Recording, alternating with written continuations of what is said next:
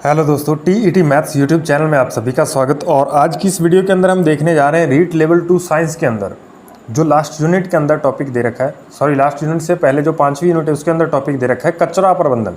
ठीक है, तो कचरा प्रबंधन के अंदर आज हम महत्वपूर्ण कुछ फैक्ट्स हैं और कुछ इसकी थ्योरी पार्ट है जो हमें याद रखना है, क्योंकि यहाँ पे रीट 2021 के अंदर क्वेश्चन पूछा गया था और इस बार भी क्या है, क्वेश्चन यहाँ से आने की पूरी संभावना है। तो एक बार ये 5-10 मिनट का छोटा सा टॉपिक है, बिल्कुल आपको एक बार ये निगाहों से जरूर निकाल लेना चाहिए। ठीक है, तो देखते हैं भाई ये कचरा प्रबंधन के अंदर क्या है, हमारे आसपास जो हमें कचरा दिखाई देता है उसका हम प्रबंधन किस तरीके से करें, उसका निपटान या निपटारा किस तरीके से करें, वही सारी चीज़ें हमें इसके अंदर पढ़नी है। तो पहले जानते हैं अपशिष्ट जो हमारे पास होता है, कचरा जो होता है उसके कितने प्रकार होते हैं।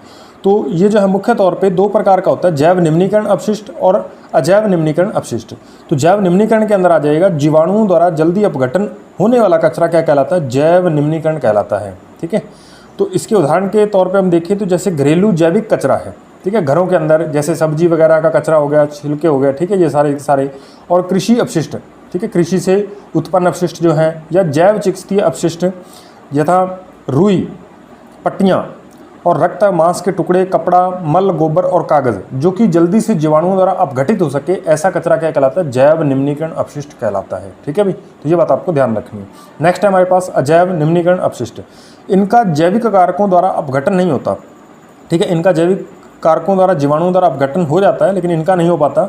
इसके उदाहरण आप याद रखना चाहो तो प्लास्टिक की बोतलें हैं, पॉलीथीन है, कांच है, सिरिंज है, धातु के टुकड़े हैं। ठीक है, जो आपको मैटर बताया जा रहा है इसी से ही क्वेश्चन आएंगे।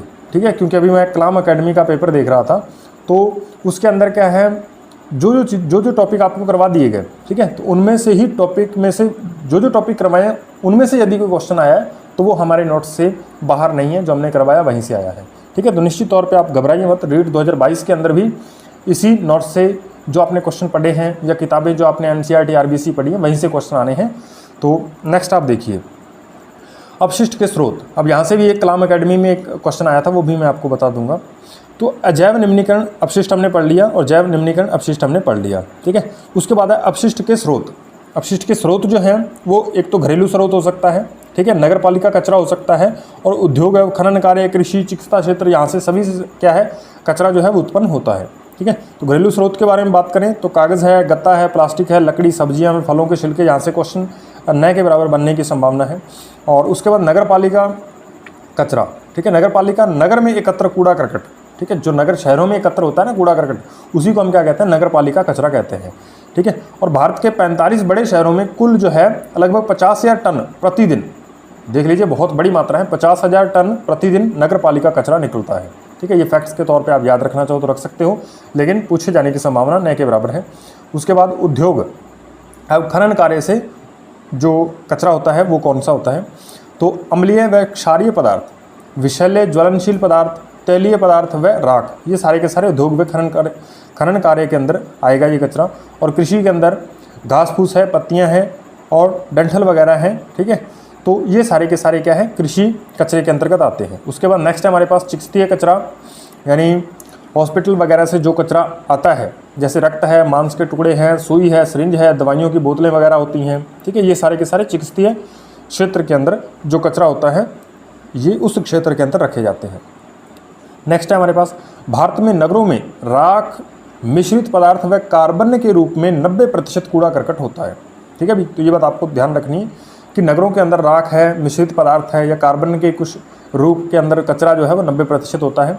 और संयुक्त राज्य अमेरिका के अंदर, वैसे ये फैक्ट्स एग्जाम में पूछे जाने की संभावना नहीं है लेकिन फिर भी थोड़ा याद रख लीजिए इसे, संयुक्त राज्य अमेरिका में 42% का कचरा जो है वो कागज़ से, 24% धातु पदार्थ से और 12% खाद्य अपशिष्ट पदार्थ होते हैं। ठीक है, तो ये कक्षा 10 की बुक में दे रखा है, तो वहाँ से आप इसे पढ़ना चाहो तो पढ़ सकते हो, इसलिए मैंने ये फैक्ट्स लिख लिए थे। तो ये पहले वाले नोट्स हैं रीट 2021 के। उसके बाद अपशिष्ट का रख रखाव। अब अपशिष्ट का रख रखाव हम कैसे करें, तो हरे डिब्बे के अंदर, 3 तरह के डिब्बे के अंदर क्या है अपशिष्ट का हम रख रखाव करते हैं। ठीक है, 3 तरह के डस्टबिन होते हैं हमारे पास।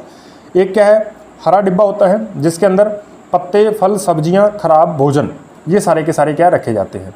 एक नीला डिब्बा होता है जिसके अंदर प्लास्टिक, कांच, चीनी के बर्तन, यानी जो अजैव कचरा होता है जिसका निपटारा जल्दी से नहीं हो पाता, वो सारे के सारे क्या है नीले डिब्बे के अंदर रखे जाते हैं। और काला डिब्बा जो है उसके अंदर विषैले पदार्थ, दवाइयाँ होती है, बैटरी, सेल, पेंट, तेल, सिरिंज, ठीक है, ये सारे के सारे किसके अंदर आते हैं, काले डिब्बे के अंदर रखे जाते हैं। ये बात आपको ध्यान रखनी है, ठीक है। तीनों डिब्बे मोस्ट इंपॉर्टेंट हैं, इनमें से क्वेश्चन बनने की संभावना है, तो ये आप याद कर लीजिएगा। दोबारा फिर देखिए, हरे डिब्बे के अंदर पत्ते, फल, सब्जियां, खराब भोजन इत्यादि रखा जाता है जो आसानी से मतलब उसका अपघटन किया जा सके जीवाणु द्वारा। और नीले डिब्बे के अंदर प्लास्टिक, कांच, चीनी के बर्तन, और काले डिब्बे के अंदर विषैले पदार्थ, दवाइयाँ, बैटरी, सेल, पेंट, तेल व सिरिंज इत्यादि रखे जाते हैं, ठीक है भाई। तो नेक्स्ट आप देखिएगा, अपशिष्ट से नुकसान। अब यहाँ से भी क्वेश्चन बनने की संभावना है, अपशिष्ट से हमें क्या क्या नुकसान है। तो कुछ बेसिक जो नुकसान है वो तो आप सभी को पता है, ठीक है, इससे प्रदूषण होता है वगैरह वगैरह। तो इससे कुछ फैक्ट्स दिए हुए हैं आरबीएससी के बुक में, वो भी आपको थोड़ा ध्यान रखने हैं कि प्लास्टिक के ज़्यादा संपर्क में रहने वाली गर्भवती महिलाओं के खून में थैलेटस की मात्रा बढ़ जाने के कारण शिशु का विकास रुक जाता है, ठीक है, तथा प्रजनन अंगों को नुकसान पहुंचता है। मोस्ट इंपॉर्टेंट बात है, किसकी मात्रा बढ़ जाती है, गर्भवती महिला के खून के अंदर, तो थैलेटस की मात्रा बढ़ जाती है, जिसके अंदर जो शिशु है उसका विकास तथा प्रजनन अंगों का विकास क्या है, उसमें बाधा उत्पन्न होती है, वो रुक जाता है। ये बात आपको ध्यान रखनी है। नेक्स्ट आप देखिए, प्लास्टिक उत्पादों में प्रयोग में होने वाला बिस्फेनॉल रसायन शरीर में मधुमेह और लिवर एंजाइम को असंतुलित कर देता है, ठीक है। प्लास्टिक उत्पादों में प्रयोग में होने वाला बिस्फेनॉल, ठीक है, ये आपको रसायन का नाम याद रखना है, ये जो है शरीर में मधुमेह और लिवर एंजाइम को असंतुलित कर देता है, ये बात भी आपको ध्यान रखनी है। नेक्स्ट हमारे पास अपशिष्ट प्रबंधन, यहाँ से रीट 2021 में क्वेश्चन पूछा गया। अब देखिएगा, ये क्वेश्चन इसमें से क्वेश्चन बनने की संभावना है, ठीक है। कितनी विधियाँ हो सकती हैं अपशिष्ट प्रबंधन की, वो चीज़ें आपको ध्यान रखनी है। तो सबसे पहले हमें ध्यान रखना है कि भारत में इन नगरों में प्रतिदिन 1 लाख टन अपशिष्ट पदार्थ निकलते हैं, ठीक है भाई। यानी कुछ नगर हैं उनके अंदर जो 1 लाख टन से ज़्यादा अपशिष्ट पदार्थ निकलते हैं। छोटे नगरों में प्रति व्यक्ति कचरा उत्पादन की औसत मात्रा 0.1 किलोग्राम है, ठीक है, 0.1 किलोग्राम है, यानी लगभग 100 ग्राम के आसपास जो है वो क्या है, छोटे शहरों के अंदर एक व्यक्ति जो है वो कचरा फैलाता है, जबकि बड़े नगरों में 0.4 से लेकर 0.6 किलोग्राम है, ठीक है। तो ये आरबीएससी बुक के अंदर लास्ट में जो प्रश्न दिए हुए हैं उनमें ये क्वेश्चन पूछा गया है, तो हो सकता है पूछा भी जाए, तो थोड़ा बहुत आपको ध्यान में होना चाहिए, ठीक है। नेक्स्ट है हमारे पास, भारत सरकार ने 1975 में शिवरायन समिति का गठन किया, जिसमें निम्नलिखित उपाय सुझाए गए, ठीक है। तो ये 1975 के अंदर शिवरायन समिति का गठन किया गया था, ये कचरे का निपटान से संबंधित ये समिति बनाई गई थी। तो इन्होंने क्या क्या सुझाव बताए, उपाय बताए। तो इन्होंने कहा बड़े कूड़ादानों की स्थापना की जानी चाहिए, बड़े बड़े कूड़ादान होने चाहिए जिसके अंदर कचरा डाला जा सके। और दूसरा इन्होंने बात बताई, अपशिष्ट मलमूत्र का निष्कासन जो है उसकी सही व्यवस्था होनी चाहिए, ठीक है, अपशिष्ट मलमूत्र की निष्कासन की सही व्यवस्था होनी चाहिए। और तीसरी बात इन्होंने बताई, कूड़ा करकट उठाने की व्यवस्था होनी चाहिए, यानी बढ़िया व्यवस्था होनी चाहिए, कूड़ा करकट उठाने की पर्याप्त व्यवस्था, बढ़िया व्यवस्था होनी चाहिए, और कूड़े के ढेरों को भस्म करना चाहिए, ठीक है भाई। तो ये बातें आपको ध्यान रखनी है, शिवरायन जो समिति है उसके द्वारा बताई गई 1975 के अंदर। तो ये 4 बातें हैं, आपको क्या है ऑप्शन दे देगा कि निम्न में से शिवरायन समिति ने अपशिष्ट प्रबंधन के लिए कौन सी बात नहीं बताई। तो 3 बातें बताई हो सकती है और एक कोई और दे सकता है, ठीक है। तो ये बातें आपको थोड़ा ध्यान में रखनी है। तो नेक्स्ट है हमारे पास लैंड फिलिंग। लैंड फिलिंग को ही हिंदी के अंदर भूमि भराव कहते हैं, ठीक है। तो ये क्या है, ठोस अपशिष्ट पदार्थों को शहर के बाहर गड्ढे में मिट्टी की परत से ढकना, ठीक है। यानी क्या है, ठोस अपशिष्ट पदार्थ जो है उसको इकट्ठा किया जाता है, शहर के बाहर ले जाके एक क्या है गड्ढा बनाया जाता है बड़ा सा, उसके अंदर ये सारे के सारे अपशिष्ट पदार्थ को मिट्टी से ऊपर ढक दिया जाता है। इसके अपघटन से मीथेन गैस बनती है, मोस्ट इंपॉर्टेंट, इसके अपघटन से कौन सी गैस बनती है, मीथेन गैस बनती है, और यह बदबू पैदा कर सकती है तथा वनस्पति को नष्ट भी कर सकती है, ठीक है भाई। तो ये बात आपको ध्यान रखनी है। तो ये कचरा निपटान की विधि जो है वो क्या कहलाती है, भूमि भराव या फिर लैंड फिलिंग कहलाती है। नेक्स्ट है हमारे पास कंपोस्ट। क्या होती है, जैव निम्नीकरण अपशिष्ट, यानी जिनका अपघटन हो सकता है पदार्थ, जैसे कौन कौन से, फल सब्जी के छिलके, गोबर है, पेड़ पौधों की पत्तियां, सड़ी गली वस्तुओं से खाद बनाई जाती है, ठीक है। इसे क्या हम कहते हैं, कंपोस्ट कहते हैं, ठीक है। कंपोस्ट में कार्बनिक पदार्थ तथा पोषक पदार्थ बहुत अधिक मात्रा में होते हैं, ठीक है। तो ये बात भी आपको ध्यान रखनी है। नेक्स्ट है हमारे पास वर्मी कंपोस्ट। ऊपर आया था कंपोस्ट और यहाँ पे है वर्मी कंपोस्ट। तो लाल केंचुए, जिन्हें रेड अर्थवर्म भी कहते हैं, ये कार्बनिक पदार्थ खाते हैं और इससे निकलने वाला पदार्थ उच्च गुणवत्ता युक्त खाद होता है, ठीक है, जिसे हम क्या कहते हैं, वर्मी कंपोस्ट कहते हैं। वर्मी मतलब केंचुओं द्वारा बनाई जाने वाली खाद, ठीक है।